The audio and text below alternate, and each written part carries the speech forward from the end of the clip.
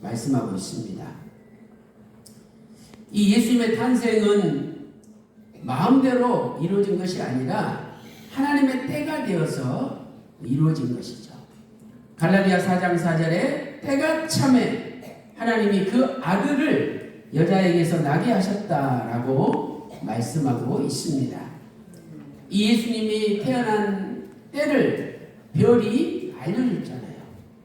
그런데 마태복음 2장 7절에도 별이 나타난 때다 이렇게 분명히 말씀하고 있습니다. 자, 첫째로 아기 예수님이 탄생하신 전후의 노정을 우리가 좀 살펴보도록 하겠습니다. 예수님께서 태어나시기 전에 예수님께서는 육신의 아버지 요셉, 육신의 어머니 마리아가 나사렛에 살고 있었기 때문에 나사렛에서 이제 베들레헴으로 오시게 되었죠. 그래서 처음에 나사렛에서 베들레헴으로 이동하셨다. 자, 누가복음 2장 4절 5절 말씀 보세요. 요셉, 육신의 아버지 요셉도 다윗의 집 족속인 고로 갈릴리 나사렛 동네에서 유대를 향하여 베들레헴이라 하는 다윗의 동네로, 그러니까 분명히 여기 나사렛이 나오고 거기서 베들레헴으로 이동했다라고 성경은 말씀하고 있습니다. 5절에는 그 정혼한 마리아와 함께 호적하러 올라가니 마리아가 이미 잉태되었더라. 그러니까 예수님은 마리아 뱃속에 있는 상태에서 호적하기 위해서 나사렛에서 베들레헴까지 이동을 하신 거죠. 그리고 이 베들레헴에 도착하셔서 탄생하셨습니다. 그리고 헤롯 대왕이 2살 밑에 있는 애들을 다 죽이려고 하니까 애굽으로 급히 피난을 하셨죠. 예수님께서는 이제 베들레헴에서 어디로요? 애굽으로 급히 피난을 하셨습니다. 이 애굽이 어디일까요? 과연 애굽에 어디로 피난하셨느냐? 이게 신학적으로 크게 두 가지 견해가 있어요. 그래서 오늘은 제가 어느 견해가 더 성경적인지를 살펴보도록 하겠습니다. 자, 마태 2장 13절 14절 보겠습니다. 주의 사자가 요셉에게 현몽하여 가로되 헤롯이 아기를 예수님을 찾아 죽이려 하니 일어나 아기와 그 모친을 데리고 어디로 피하여? 애굽으로 피하여 내가 내게 이르기까지 거기 있으라 하시니. 자, 여러분 이 표현을 잘 보세요. 애굽으로 피하여 내가 너한테 이르기까지 거기 있으라 그랬어요.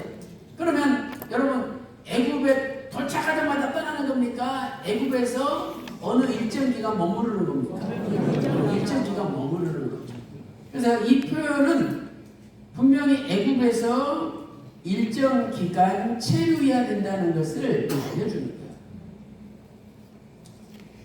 그래서 사람들은 이 신학자들은 애굽에서 한 3주 정도 머물렀을 거라 이렇게 예상하는 신학자도 있고요. 또 대체적으로 한 25일 정도 애굽에서 머물렀다 이렇게 보고 있습니다. 14절 요셉이 일어나 밤에 아기와 그의 모친을 데리고 애굽으로 떠나갔다. 분명히 성경은 말씀을 하고 있죠. 그리고 이제 헤롯 대왕이 죽었어요. 그러니까 하나님이 너희를 아기를 찾아 죽이려 하는 자가 죽었으니 이스라엘 땅으로 들어가라. 그래가지고 애굽에서 바로 예루살렘으로 가지 않고 왜? 그 다음에 왕된 사람도 이 뜻을 대적한다는 거예요. 그래서 두려워가지고 애굽에서 자신들의 동네인 나사렛으로 간 거예요. 여러분이 이걸 정확하게 아셔야 돼요. 분명히 성경은 애굽에서 예루살렘으로 간 게 아니라 나사렛 갔다가 그 다음에 예루살렘에 왔다고 성경은 말씀하고 있다는 사실이에요. 자, 마태 2장 19절부터 23절 보겠습니다. 헤롯이 죽은 후에 주의 사자가 애굽에서 요셉에게 현명하여 가로되 일어나 아기와 그 모친을 데리고 어디로 가라? 이스라엘 땅으로 가라. 아기의 목숨을 찾던 자들이 죽었느니라 하시니 이건 헤롯 대왕이 죽었다는 겁니다. 21절 요셉이 일어나 아기와 그 모친을 데리고 이스라엘 땅으로 들어오니라. 자, 그런데 22절 그러나 아켈라오가 그 부친 헤롯을 이어 유대의 임금됨을 듣고 거기로 가기를 무서워하더니 그랬죠. 그러니까 헤롯 대왕이 죽고 아들 아켈라오가 왕이 되었는데 아켈라오도 여전히 아주 포악하다는 거예요. 그래서 예루살렘으로 가기를 무서워했는데 꿈에 야 갈릴리 지방으로 가라. 네 고향으로 가라 먼저. 이 지시를 받고 23절 나사렛이란 동네에 와서 사니 이렇게 돼 있잖아요. 그래서 애굽에서 예루살렘으로 가지 않고 애굽에서 일단 나사렛으로 먼저 갔다. 이걸 우리는 명심해야 됩니다. 그리고 그 나사렛에서 조금 있다가 예루살렘으로 다시 오게 되는 거죠.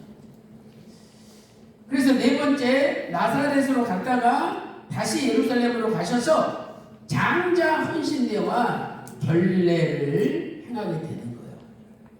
율법에 아들을 낳으면 특히 장자를 낳으면 하나님께 바치는 예배를 드려야 돼요. 예루살렘 가서. 또 여자는 산모는 남자아이를 낳으면 40일 후에 이제 산열 애를 낳았을 때 피가 깨끗해졌다. 그래서 하나님 앞에 감사하는 결례 깨끗하게 되는 예배를 41일째 드려야 돼요. 그러니까 예수님이 몇 년, 몇 월, 며칠에 태어나셨느냐? 성경에 문자적으로 몇 년, 몇 월, 며칠이라고는 안 나와 있죠. 그래서 지금 세계 모든 사람들은 12월 25일 날 예수님이 탄생하셨다고 12월 25일을 성당으로 지켜요. 그러나 실은 예수님이 12월 25일에 태어나신 건 아니에요. 그냥 그날을 날짜를 모르기 때문에 그날을 전통적으로 지켜오는 거죠. 여러분 원래 12월 25일은요 로마의 태양신을 숭배하는 날이었어요. 태양신을.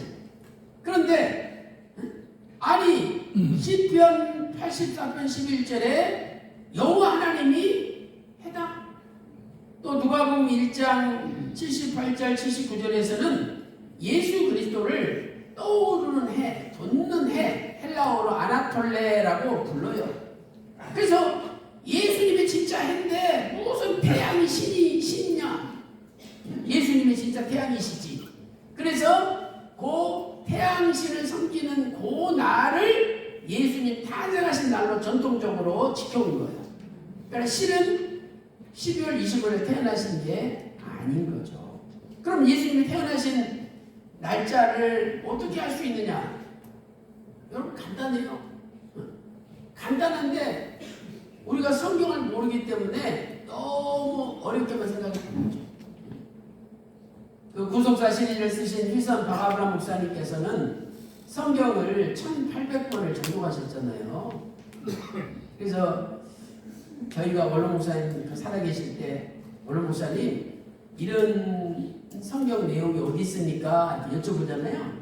여러분 저희들한테 야 그거 구약 몇 페이지 밑에서 세 번째 줄에 있어. 그렇게 말할 정도로 성경을 빼고 계셨어요.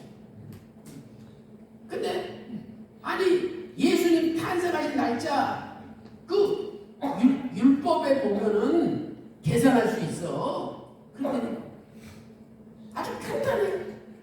마리아가 41일째가 돼야만이 예루살렘 성전에 들어가서 결례 내가 애를 낳고 산열 애를 낳은 다음에 흘린 피가 깨끗해진 것을 하나님 앞에 감사하는 예배를 드리는데 그 예배 드리는 날짜가 아기 예수가 태어난 지 42일째예요.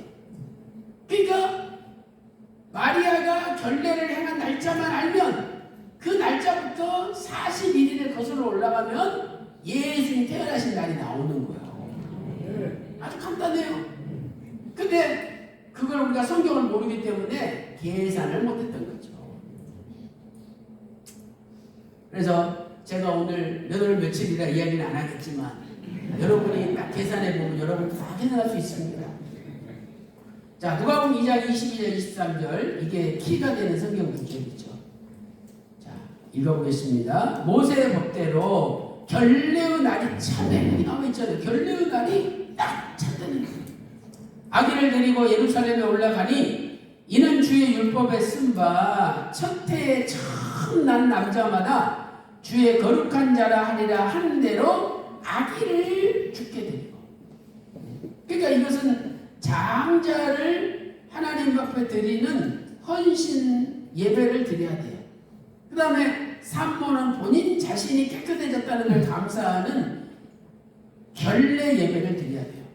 그래서 이걸 드리기 위해서 마리아는 예수님 태어난 지 41일째에 예루살렘 성전에 도착한 겁니다. 그리고 결례가 끝난 후에 다시 나사렛으로 돌아와가지고 어린 시절을 예수님이 지냈기 때문에 사람들은 예수님을 가리켜 나사렛 예수다 이렇게 불렀던 것이죠. 자, 누가복음 2장 39절 40절 보세요. 주의 율법을 좇아 모든 일을 피라고 갈릴리로 돌아가. 분명히 나오잖아요. 예루살렘에서 장자 은신내 결례를 행하고 갈릴리로 돌아가 본 동네 어디에 이르니라? 나사렛에 이르니라. 그래서 나사렛에 돌아와서 어린 시절을 보냈던 것이죠. 40절에 아기가 자라며 강하여지고 예수님도 어린 시절에 점점 성장했다는 것을 성경은 말씀하고 있습니다. 자, 그렇다면 큰 두 번째로 마리아의 결례에 대해서 살펴보도록 하겠습니다. 첫째로 결례에 대한 구약의 규례를 보면은요, 산모의 결례 예식은 남자 아이를 낳은 후 40일 후에 이루어져요. 그러니까 41일째가 돼야 성전에 들어갈 수가 있는 겁니다. 그전에는 못 들어가요. 왜? 부정하니까. 자, 남자 아이를 낳은 경우에는 산모는 7일 동안 부정해요. 그리고 33일을 추가적으로 정결케 되는 기간을 지나야 됩니다. 합치면 총 며칠이에요? 40일이죠. 그래서 총 40일 후에야 성소에 들어갈 자격이 있는 거예요. 그러니까 요 레위기 12장 2절 4절에 예수님의 탄생하신 날짜를 계산할 수 있는 근거가 여기 나와 있는 거예요. 근데 그걸 사람들이 연결을 못 시키는 거죠. 자, 레위기 12장 2절부터 4절 보겠습니다. 이스라엘 자손에게 고하여 이르라. 여자가 잉태하여 남자를 낳으면 그는 며칠 동안 부정하리니 7일 동안 부정하리니 곧 경도할 때와 같이 부정할 것이다. 제8일에는 그 아이 양피를 빌 것이요 8일째 할례를 행하는 거죠. 그리고 4절 보세요. 그 여인은 오히려 며칠을 지나야 33일을 지나야 산열이 애를 낳고 나서 그 피가 깨끗해진다는 거죠. 그리고 이 정결케 되는 기간 이걸 다 합치면은 이제 7에다가 33일 합치면 40일이잖아요. 이 40일이 차기 전에는 성물을 만지지도 말고 성소에 들어가지도 말라. 이렇게 성경은 말씀하고 있는 겁니다. 그러므로 산모의 결례의식은 아이를 낳은 후 40일 후에 40일 지나야 되니까 41일째에 가능하다는 거예요. 그러나 여자아이를 낳으면 2배가 돼요. 여자아이를 낳으면 14일 동안 부정하고 66일 동안 정결케 된 기간을 쳐야 돼요. 그래서 만약에 여자아이를 낳았으면 80일을 지나야 81일째가 돼야 성물을 만질 수도 있고 성소에 들어갈 수가 있는 것입니다. 레위기 12장 5절부터 8절에 기록되어 있죠. 여자를 낳으면 그는 7일 동안 부정하리니 이라는 것은 더블이죠. 그러니까 14일 동안 부정하는 7이 2번이니까. 그리고 경도할 때와 같을 것이며 산열이 깨끗하게 되면 66일을 지나야 하리라. 이렇게 말씀하고 있습니다. 그래서 이제 이렇게 정결되는 기회 차잖아요. 그러면 하나님 앞에 제사를 드려야 되는데 6절 보세요. 자녀가 정결케 되는 기한이 차거든 그 여인은 번제를 위하여 1년 된 어린 양을 취하고 속죄제를 위하여 집비둘기 새끼나 산비둘기를 취하라 이렇게 명령하고 있는 거죠.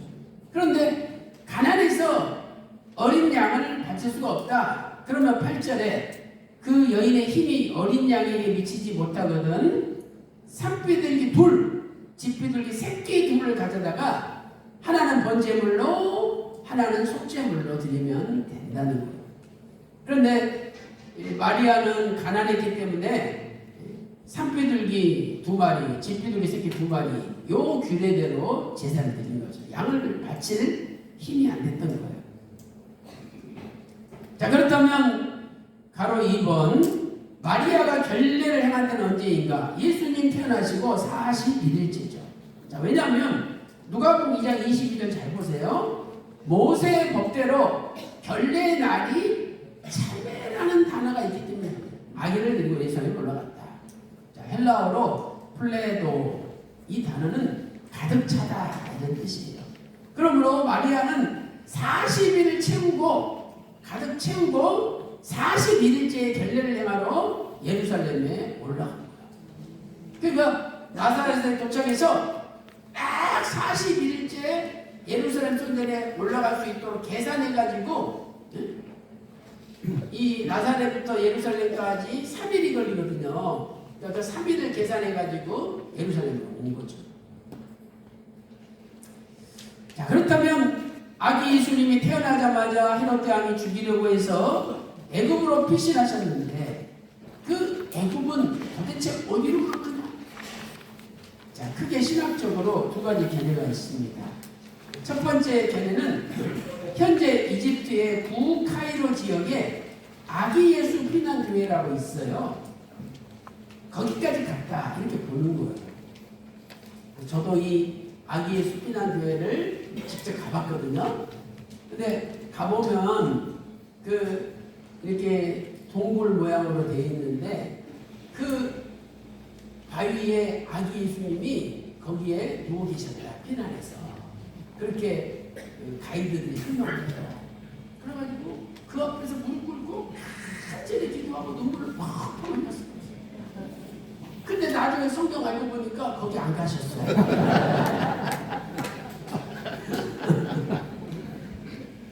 그러니까 정확한 역사적 팩트, 사실을 알아야 내가 눈물 흘리고 무릎 꿇고 저 하나님 앞에 기도했던 그 나의 감정과 헌신도 의미가 있어지는 거예요. 잘못된 사실을 알고 거기에 내가 눈물 흘리고 감정을 표현하고 또 헌신한다면 그것은 잘못될 수가 있다는 겁니다.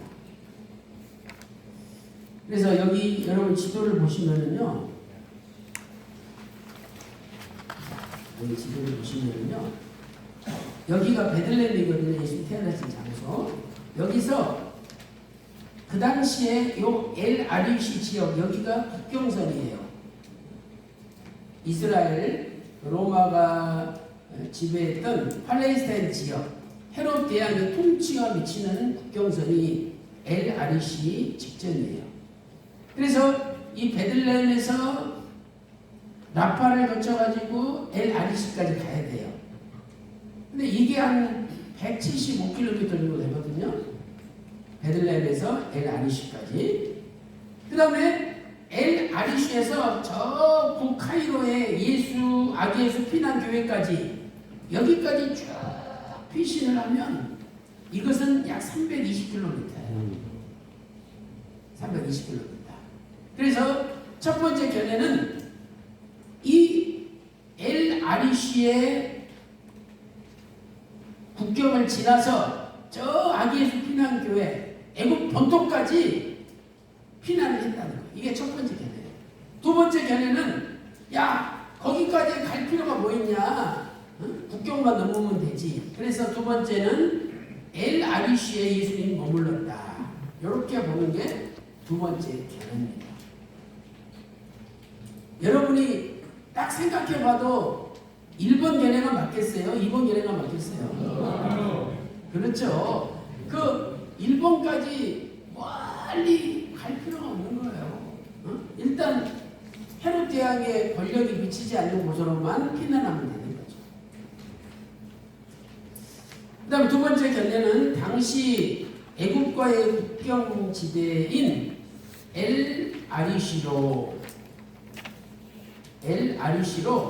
이동했다라고 보는 견해입니다. 이곳은 당시 로마의 식민지였던 애국의 국경 지대였죠. 그래서 헤롯 왕의 통치가 미치지 않은 곳이었습니다. 자, 그렇다면 어느 견해가 성경적인가? 자, 아까 말씀드렸죠. 애국에서 엘 아리시까지는 대략 175km. 얼마예요? 175km. 그래서 건강한 남자가 하루에 40km를 걷는데요. 산모도 있었고 아기 예수님도 있었어요. 근데 한 가지 여러분이 주의할 것은 동방 박사가 황금과 유향과 몰약을 바쳤어요. 황금이 있었어. 그래서 가다가 이제 나귀를 구입해가지고 산모 아기를 나귀에 태우고 갔을 가능성이 높아요. 왜? 황금이라는 돈이 있었으니까. 그래서 하루에 남자가 40km를 걷는데 그래도 아무리 나귀를 탔어도 갓 태어난 아이와 또 지금 애를 해산한 산모가 있기 때문에 하루에 30km를 걷는다고 계산해도 5일 이상 6일이 걸려요. 그리고 또 유대인들은 절대 안식일 날은 걷질 않아요. 안식일 날은 걷는 것도 죄가 되기 때문에 걷질 않습니다. 그래서 안식일에 걷지 않은 걸 고려할 때는 일주일 7일이 걸려가지고 엘 아리시에 도착한 거죠. 그러면 8일째는 뭘 해야 돼요? 그렇죠. 8일째는 할례를 해야 되죠. 아이한테. 그래서 우리는 예수님이 애굽에서 할례를 받으셨구나. 이스라엘 땅에서 할례 받은 것이 아니라 애굽에서 할례를 받았구나 하는 것을 알 수 있습니다. 이것은 예수님은 유대인만의 구주가 아니라 이방인의 구주도 되시고 만인간의 구주가 되시는 분이라는 것을 우리에게 알려주는 거예요. 그리고 엘 아리시에서 만약 아기 예수 피난 교회까지 또 가셨다. 그러면 거기는 대략 320km 정도 돼요. 320km 정도가 됩니다. 하루에 30km씩 걷는다 그래도 11일이 걸리고 또 중간에 안식일이 걸쳐 있는데 안식일날 걷지 않았다고 고려한다면 12일 이상이 걸려야 되는 거죠. 자, 그리고 이 돌아올 때 다시 엘 아리시에서 나사렛을 거쳐서 또 예루살렘으로 와야 될 거 아니에요. 그런데 이제 이 엘 아리시에서 출발했다고 가정을 하면 엘 아리시에서 저 나사렛까지는 약 242km예요. 242km. 그 다음에 나사렛에서 예루살렘까지는 146km. 합치면 약 378km 정도가 되는 거죠. 378km. 242 더하기 136. 그래서 이것을 지도로 한번 살펴보면은요. 자, 여러분, 하여튼 아기 예수 피난 교회로 가셨다고 주장한다면 거기서 돌아올 때 320km를 와야 되고, 만약에 엘 아리시로 피난 갔다면 엘 아리시에서 바로 출발하면 되겠죠? 근데 하여튼 엘 아리시에서 여기 나사렛까지는요, 여기 나사렛까지는 이렇게 해변길로 가면 약 242km 정도 돼요. 242km. 그다음에 나사렛에서 다시 예루살렘으로 결례를 가야 되잖아요. 이 거리는 약 136km가 됩니다. 그래서 아기 예수님은요, 태어나자마자 쉬지도 못하고 계속 이동하셔야 되는 그 고난의 시간을 겪었던 거예요. 그 우리나라도 1950년 6.25 전쟁 때 태어난 애들이 있어요. 근데 어떤 분이 그걸 분석해 봤는데, 이 6.25 때 태어난 사람들은 대부분 자수성가한 사람들이 많아요. 이건 뭐 공식적인 통계가 있는 건 아니지만, 그것은 태어나자마자 전쟁 피해서 피난민 삶을 살았잖아요. 그러니까 애들이 훨씬 강하다는 거예요. 강해. 어디다 던져놔도 살아남는 거예요. 고난이 축복입니다. 고난이 축복이에요. 시편 119편 71절에 고난당한 것이 내게 유익이라. 내가 이로 인하여 하나님의 율례를 배우게 되었나이다. 시편 119편 71절에 고백하고 있잖아요. 우리 대한민국이 어떻게 지금 세계, 여러분, 군사력으로는 일본을 추월했어요. 우리 대한민국이 세계 5대 군사 강대국입니다. 어떻게 6.25 직후에 1인당 GNP가 67불밖에 안 되는 가난한 나라가 어떻게 지금 세계 5대 군사 강대국으로 성장했습니까? 하나님께서는 수많은 고난을 통해서 대한민국에 큰 복을 주신 겁니다. 그래서 오늘 또 여러분 고난을 당하면 당할수록 야, 나한테 큰 복을 주시는구나. 하나님 앞에 오히려 감사하는 저와 여러분이 되시기를 축원합니다. 저도 지금 제 인생 가운데 엄청난 고난을 당하고 있습니다. 저는 그게 하나님의 축복이라는 것을 믿습니다. 자, 더군다나 아기 예수님은 애굽에서 헤롯 왕이 죽을 때까지 잠시 체류가 있어요. 아까도 말씀드렸지만 마태 2장 14절에 애굽으로 떠나가 15절에 헤롯이 죽기까지 거기 있으라, 거기 있었다는 거예요. 그래서 대략 신학자들은 21일 3주에서 또는 25일까지 애굽에 체류했다, 이렇게 보고 있습니다.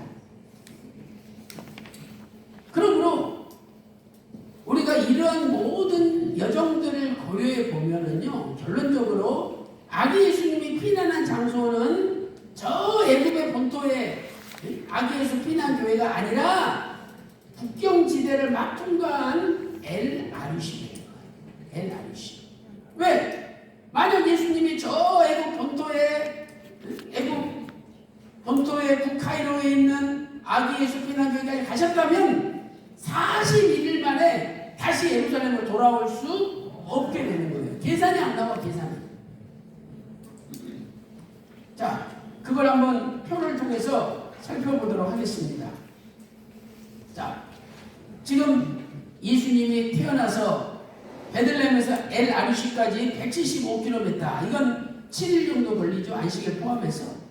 그 다음에 엘 아루시에서 다시 피난교회로 갔다면 이것은 12일이 걸려요. 12일. 그 다음에 애굽에 최소한 3주 내지 25일 동안 머물러야 되지 않습니까? 그리고 다시 거기에서 엘 아루시로 오려면 또 반대로 12일이 더 걸려.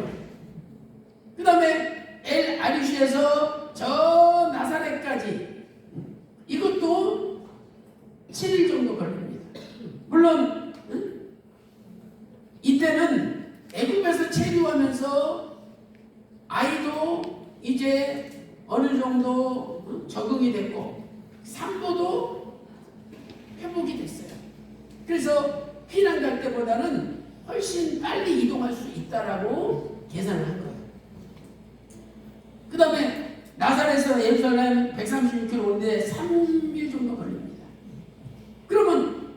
가운데 여기 보세요. 7일, 12일, 예를 들어 25일로 계산해 보세요. 25일, 야, 요것만 해도 벌써 44일이야.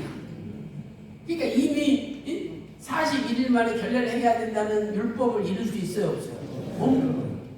그럼 예수님은요, 마태복음 5장 17절에 예수님은 율법을 폐하러 온 것이 아니라 율법을 완성하러 오셨다 그랬어요.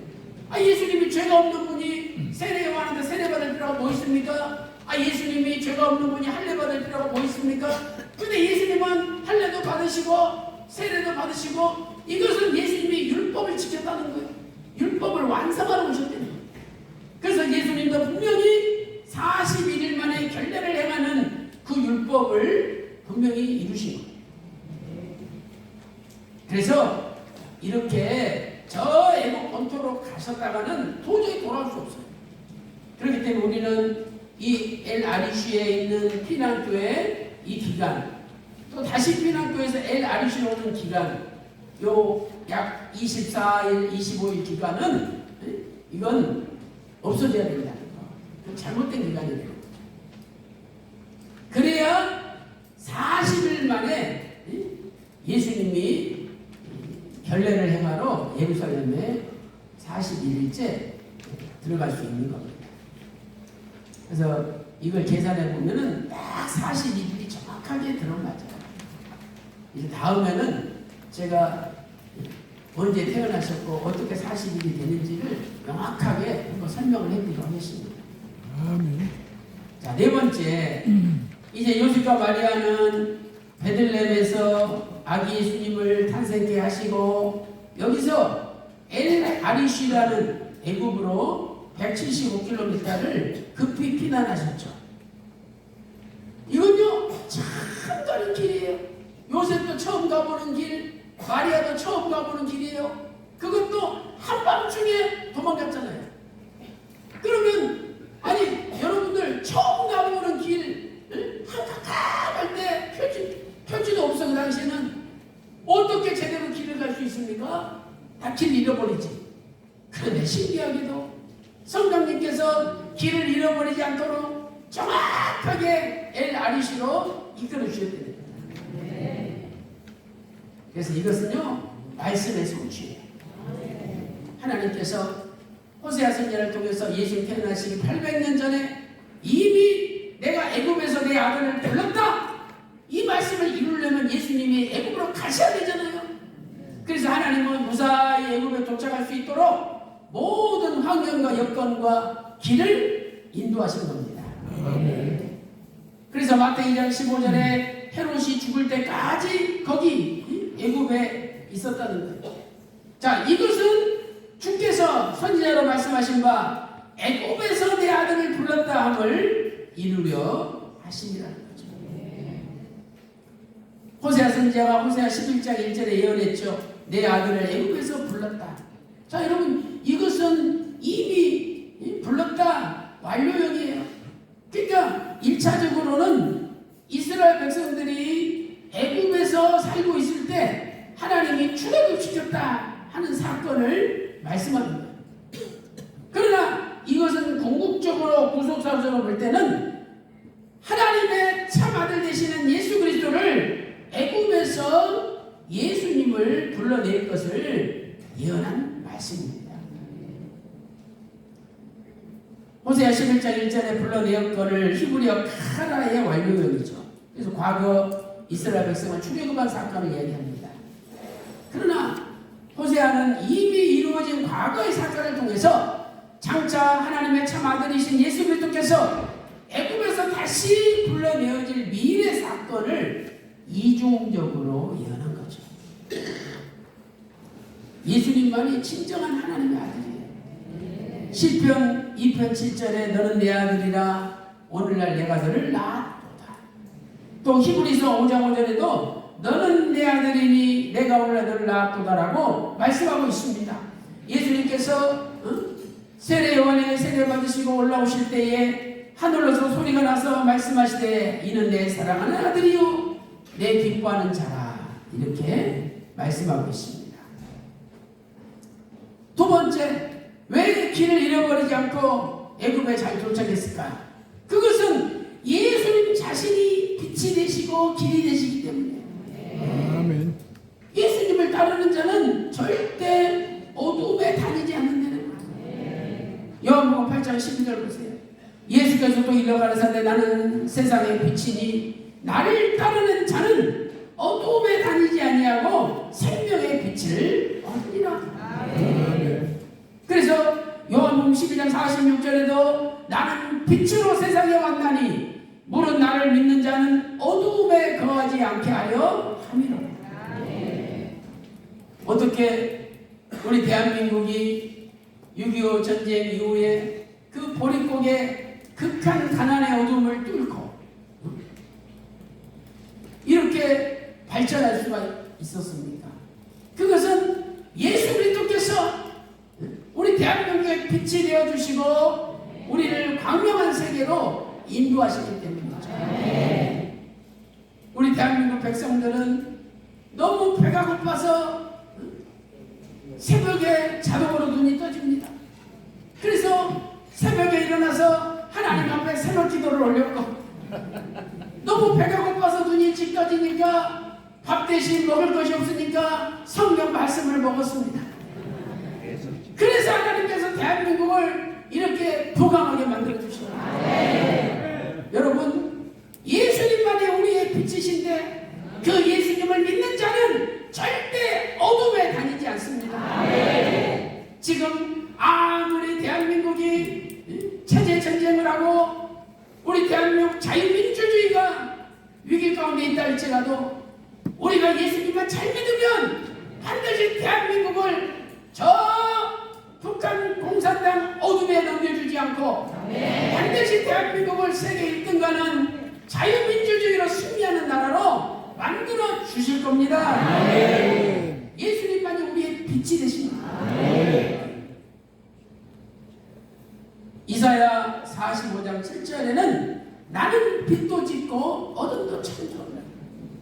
하나님은 빛도 창조하시고 어둠도 창조하시는 분이래요. 그래서 예수님의 얼굴에는 빛이 있다. 마태오 17장 2절, 고린도후서 4장 6절에 말씀하고 있죠. 또한 예수님만이 우리의 길이의 길. 예수님께서 요한복음 14장 6절에 나는 길이요 그랬잖아요. 나를 말미암지 않고는 아버지께로 올 자가 없느니라. 아니 여러분 생각해 보세요. 마리아, 요셉 한 번도 애국 가본 적이 없는 사람들이야. 캄캄한데 갑자기 길이 두 개 나타났어. 여보, 우리 어느 길로 가야 돼? 나도 몰라. 그냥 일단 가보자고. 가는 거예요. 근데 갑자기 조용하던 아기 예수님이 여보, 이 길이 아닌가 봐. 예수님은 지금 울잖아. 여보, 저 길로 가자. 그래서 결국은 아기 예수님이 애국 가는 길을 인도하신 거예요. 아기 예수라고 그분은 하나님 아닙니까? 하나님이시지 않습니까? 모든 걸 아시는 분이야. 그래서 요셉과 마리아가 길을 잘 찾아서 애굽으로 간 것이 아니라 아기 예수님이 스스로 자신의 길을 열으셔서 요셉과 마리아를 인도해서 애굽에 도착하신 겁니다. 예수님만이 우리의 영원한 빛이 되시고 예수님만이 우리의 영원한 길이 되시는 분이에요. 그래서 예수님만 붙잡고 따라가면 반드시 승리하게 되어 있습니다. 결론적으로 예수님의 탄생은 기뻐하심을 입은 사람들 중에 평화가 되는 거예요. 누가복음 2장 10절에 온 백성에게 미칠 기쁨의 좋은 소식이다.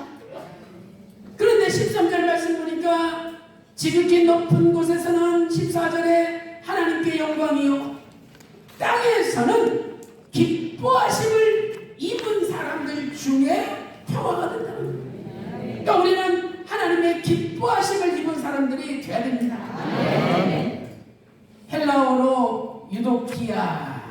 이것은 선한 뜻이라는 의미죠. 굿위어, 선한 뜻. 마태복음 11장 26절에 이렇게 된 것이 아버지의 뜻이니라. 유도키아를 쓰고 있습니다. 또 빌립보서 2장 13절에 너희 안에 행하시는 이는 하나님이시니 자기의 기쁘신 뜻을 위하여 너희로 소원을 두고 행하신다. 이 기쁘신 뜻이 헬라어로 유도키아예요. 그러니까 하나님께서는요, 하나님의 선한 뜻을 붙잡는 자들에게 평화가 된답니다. 그래서 우리의 남은 인생은 나의 뜻을 이루며 사는 인생이 아니라 하나님의 선한 뜻, 하나님의 기쁘신 뜻을 이루며 살아야 된다는 겁니다. 지금까지 내 뜻을 이루기 위해서 살아왔다면 이제 저와 여러분 남은 생에 내 뜻을 내려놓고 하나님의 선하신 뜻, 하나님의 기뻐하시는 뜻만을 붙잡고 그 뜻을 이루기 위해서 남은 생의 생명과 정신함으로 하나님 앞에 인정받는 우리의 남은 인생이 다 되시기를 주님의 이름으로 축원합니다. 축원합니다.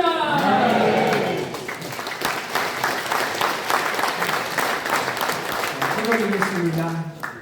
지금도 살아계셔서 만인간의 생사복을 주관하시고 우리의 일거수일투족을 인도하시는 살아계신 아버지 하나님, 오늘 또 한국문화통일연구원 주최로 비통일 명사 세미나를 허락하여 주시고 아멘. 저희들이 매 순간마다 하늘에서 쏟아부어 주시는 큰 은혜를 받을 수 있도록 인도하여 주시니 감사드립니다. 아멘. 아버지 하나님, 주님께서 하나님이신데 사람으로 우리를 죄와 사망에서 건지시기 위하여 이 땅에 마리아의 몸에 성령으로 잉태되어 아기 예수로 태어나시니 너무나 감사하고 너무나 감격스러워 몸둘 바를 모르겠습니다.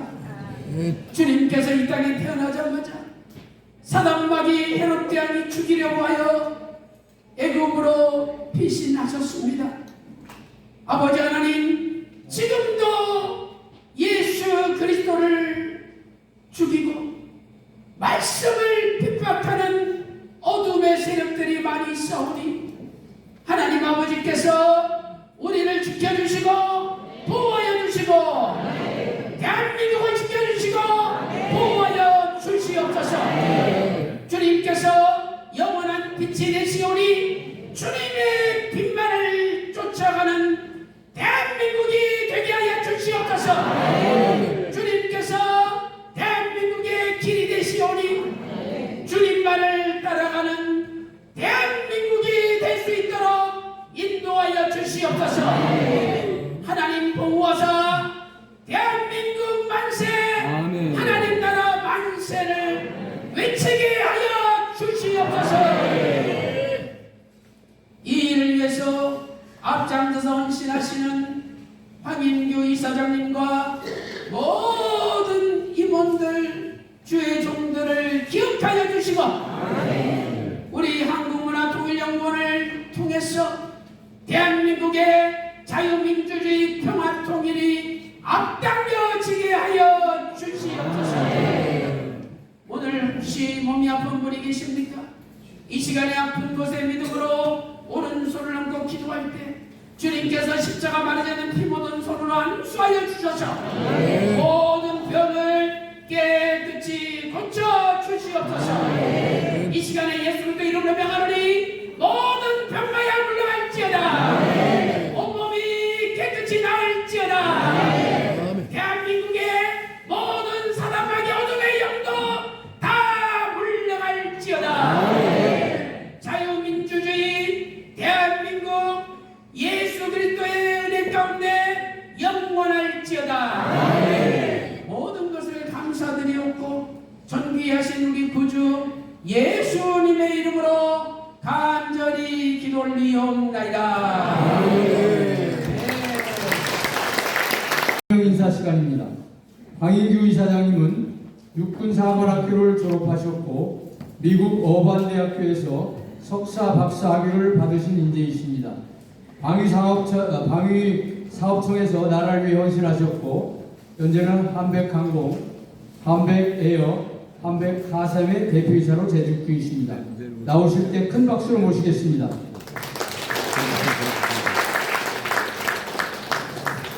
할렐루야. 아멘. 오늘 귀한 자리를 허락하신 하나님께 먼저 감사드리고 귀한 말씀 선포해 주신 이승현 목사님과 또 이 자리에 많이 참석하여 주신 평강 제1교회 성도님들께 감사의 말씀을 드립니다. 식사가 있으니까 제가 짧게 말씀을 드려야 되는데 짧게 말씀드리겠습니다. 제가 좋아하는 성경 구절 두 가지만 인용을 하겠습니다. 창세기 1장 1절에 영어로 In the beginning, God created the universe and the earth. 태초에 하나님께서 천지를 창조하셨느니라. 이 말씀이 저는 얼마나 좋은 걸 몰라요. 하나님께서 그러니까 이 세상의 모든 것의 소유권은 누구한테 있습니까? 네. 하나님께 있는데 제가 생각할 때 하나님께서 저를 좋아하시는 것 같거든요. 그러니까 하나님께 제가 많이 받을 수 있을 것 같아요. 그래서 너무 창세기 1장 1절 너무 좋아하고 또 시편 우리 121편 1절 2절을 보니까 I lift up my eyes to the hills. 내가 눈을 들어 산을 보니 Where does my help come from? 나의 도움이 어디서 올고 My help does come from the Lord, the maker of heaven and earth.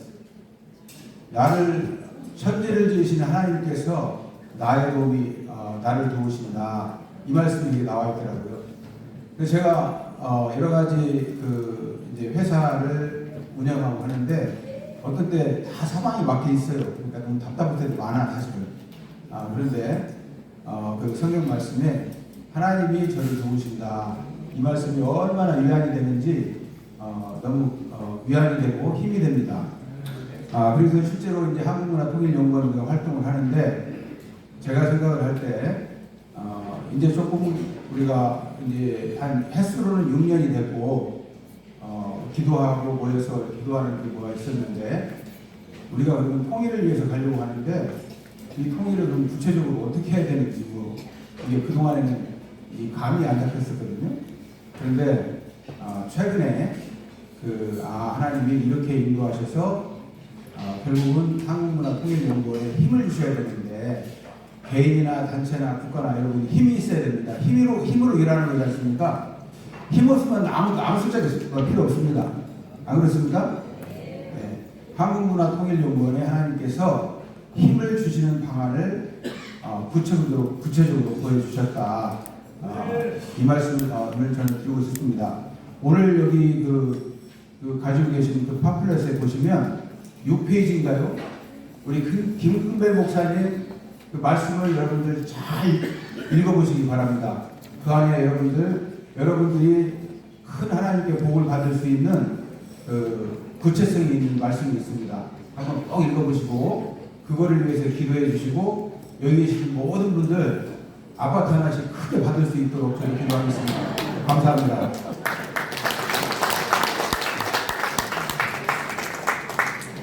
하셨으며 2019년부터 우리 연구원을 이끌어 오셨습니다. 우리 연구원의 원대한 목표인 남북 통일을 위한 성화마을 조성에 혼심을 다하고 계십니다. 심찬 박수로 모시겠습니다. 네, 앞에 계신 분들 네 분께 인사.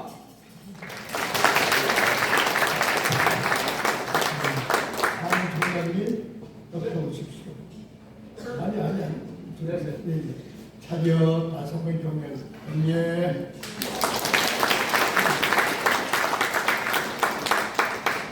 우리 이사장님도 오시겠죠. 이사장님 오시고.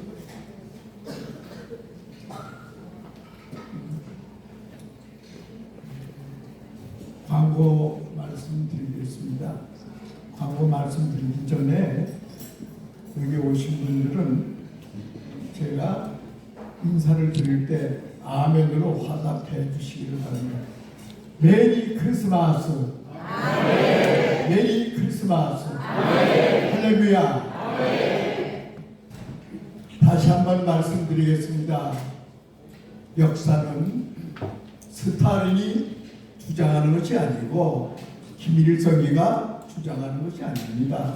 특히나 목택동이가 주장하는 것이 아닙니다.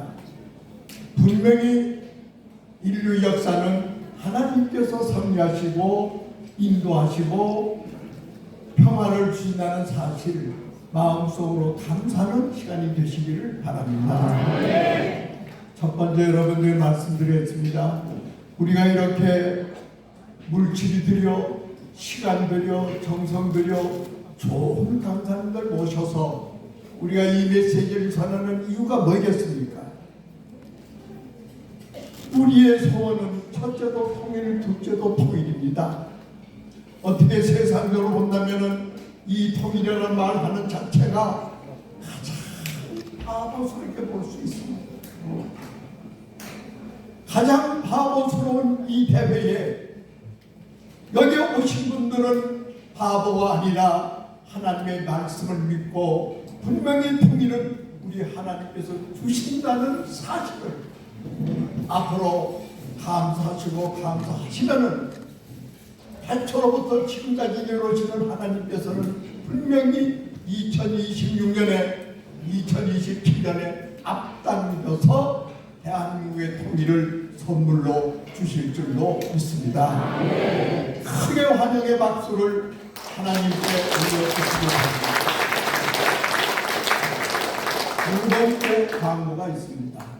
여기 지금 쭉 나오신 분들은 왜 지금 여기 나왔는가 하면은 죄송하지만은 고려대학교에 아직까지 우리가 여기서 수차 예배를 드렸지만은 고려대학교에 건물이 없습니다.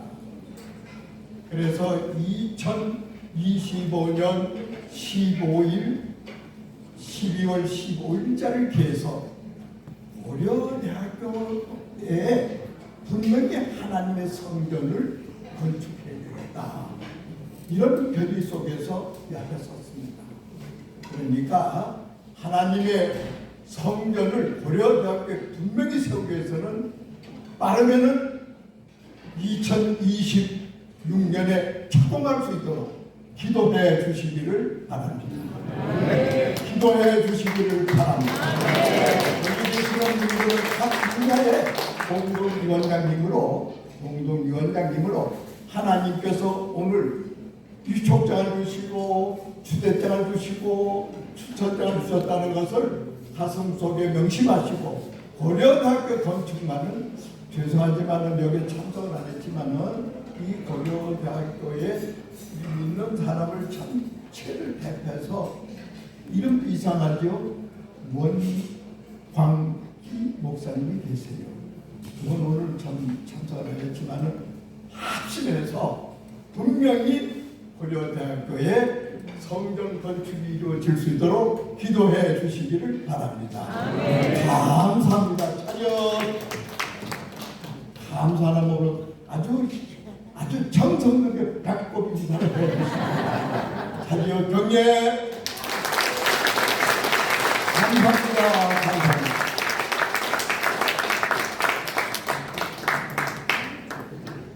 우리 밑그림이 그려지는 축복된 하나가 될 줄 믿습니다. 아멘. 이 시간에는 광고 시간입니다. 오늘 말씀을 선포해 주신 초청 강사 이승현 목사님, 또 민경배 박사님, 김홍석 박사님, 정호연 교수님께 깊은 감사를 드립니다.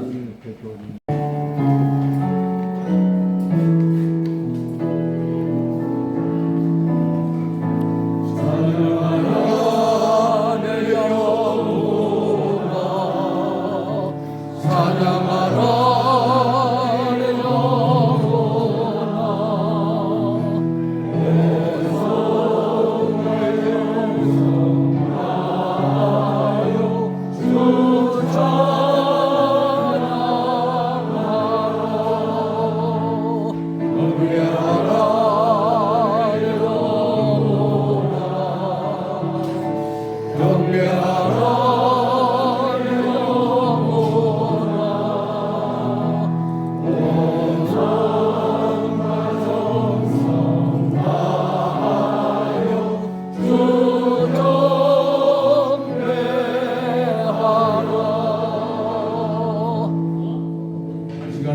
시간입니다.